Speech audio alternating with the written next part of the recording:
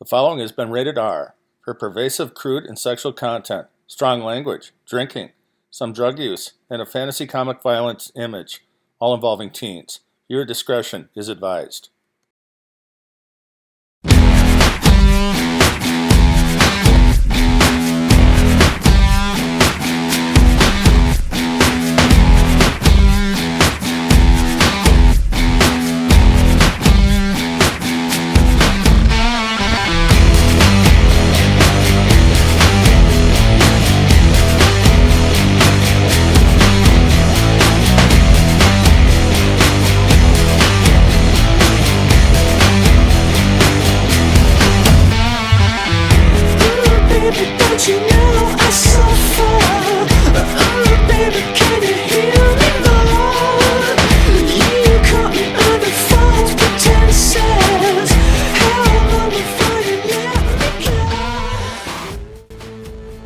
Battle between two potential toilet bowl contenders as Doherty Creek falls to Beavertown.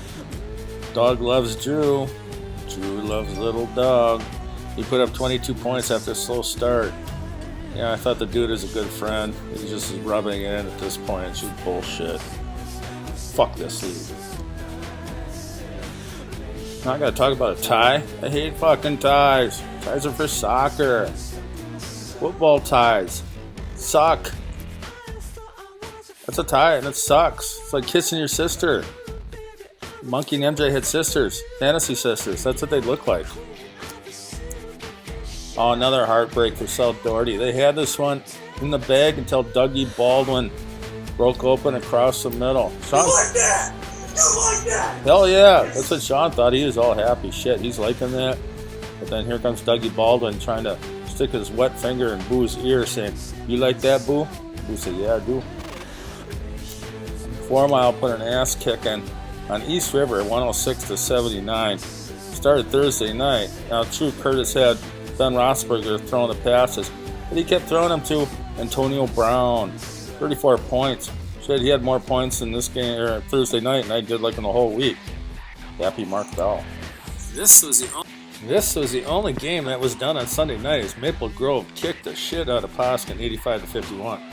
Came down to Brandon Cooks for the Hammer in Mexico City. B. Cooks had 22 points. Hammer's all about supporting Mexico. We don't need no fucking wall. But Chucky got busted. He's looking at Hammer's notes. Hammer says, "You don't know shit about football, Chucky. What are you looking at? What are you looking at, Chucky?" Chucky is so embarrassed that he left his fly open. And then he's still in last place. This is what happens when a first place team in one division plays the last place team in another division. Really, for Horseshoe, though, it was the Jaguar defense. 23 points. They had a shitload of points. And the Jaguars, well, this is how you hunt deer, boys.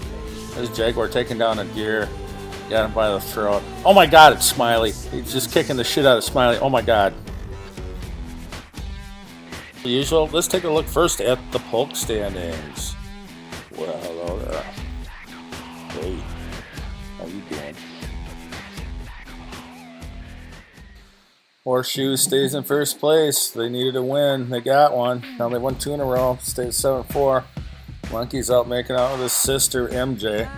Half game back. Mark Bell keeps pace. 4 Mile 6-5. Sean, another heartbreak loss. Still close to tiebreaker. Tied with Dog, but look at the tiebreaker points. Dog had an easy opponent this week. Chucky, winning a high school football championship is pretty cool, but that's nothing compared to fantasy football. Seriously, dude.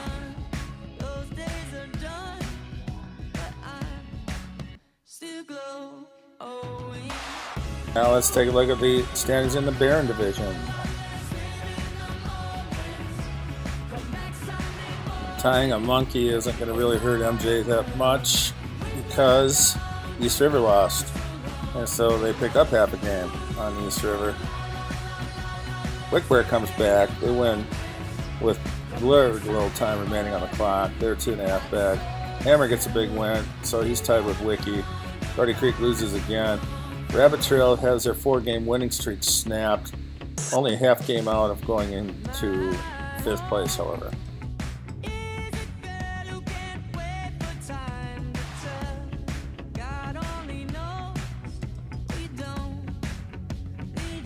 Now let's take a look at total points in the league. Horseshoe maintains their lead on first place, but just by 13 points over Apple River and 18 by 4 Mile. Little ways back is Wiki. Upper Turtle and South Doherty are bringing up 5th and 6th place. Then we look at the bottom feeders. Maple Grove hanging in there, 124 back. Rabbit Trail playing better than the record. East River playing worse than the record. Doherty Creek, Beavertown, Poskin, no clue, no chance.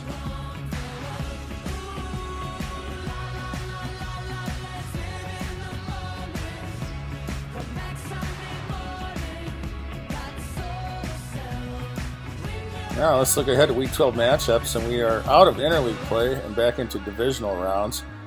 East River will try to hang on to second place. Rabbit Trail, that loss set them back, but not by much. They're trying to get out of the cellar. And then Poskin will host Horseshoe. That's a worst and a first matchup. Horseshoe needs that one. This is a big one between the second place team and the third place team. Upper Turtle traveling up to 4 Mile. Big game for both those boys. Then over in the Barron Division, Maple Grove trying to chip away at Apple River. Need to start making hay if they're going to catch Apple River today. Doherty Creek will be hosting Wickware, trying to find a way to upset the Warriors. And then finally, we got South Doherty going up to Beavertown. And South Doherty, why would they be playing? Oh yeah, that's right. Oh shit, we got some soccer action. Oh, what a play. They played all day in overtime. And then won on a kick where the goalie fell down. Since my team is so shitty, I've been looking ahead to next year, which will probably be shitty again. But anyway, thinking about the configuration of the new league, I started thinking about divisions. Every prestigious league has a permanent set of divisions that are now and again tweaked due to geography. Geography, a unifying concept.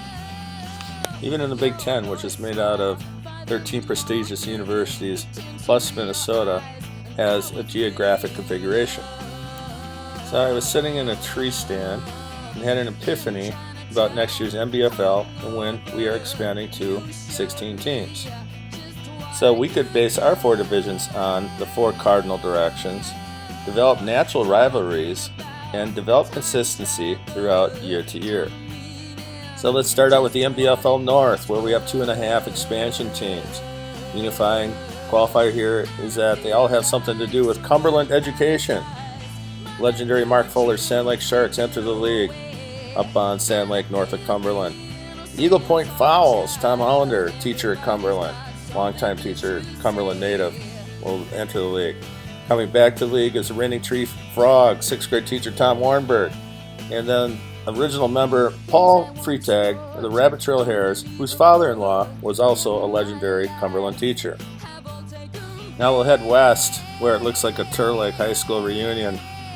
We got a brofo going on, the Beavertown Turbo Dogs under Mike Dietrich and his much more successful brother so far in the NBFL, Mitch and Horseshoe, and the Bucks are original members. Also original members, Apple River Hillbillies, who won a championship, and the Upper Turtle Flying Monkeys under Kevin Moles, and they will go at it. Him and Johnson are always playing golf against each other, trying to beat each other, and so that's going to be a good one there. That's the NBFL West. Let's head east down Highway 8 and come to the newly formed NBFL East Division. Original member and former champion Chucky Carr, current champion if you count the Rice Lake Warriors, will be representing Poskin once again. Our 2 newest members before this year will be the East River Scallywags under Kurt Cutsforth and Mark Bell's 4 Mile Brookies. And then original member Dan Radley in Wickware, which is just to the east and south of Barron. That will form the new East Division. And then to the south we go. 3 teams in the Doherty Creek area. Maple Grove Beefers, Craig Hammernick is on the headwaters of the Blessed River. And then Doherty Creek Shockers, my team, looking down on the South Doherty Mudjackers, figuratively, literally, except in the fucking standings. And then new member Bart Gosnell's Swamp Donkey, affectionately called the Asses by his fans. They will join the league as East Ireland, which is the good side of Ireland. West Ireland's kind of the rough side. So I hope everybody's kind of enthusiastic about next year. I certainly am, for two reasons. Because I'm enthusiastic about next year, and because this year is so shitty that we will have a chance to move our league into a new and an exciting direction. But first we have to get through the sixth season here, where I'm just trying to stay ahead of Smiley. Next week I will review next year's bowl games, so we have that set up and ready to go.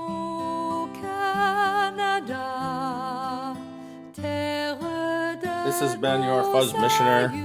I hope everybody has a good week.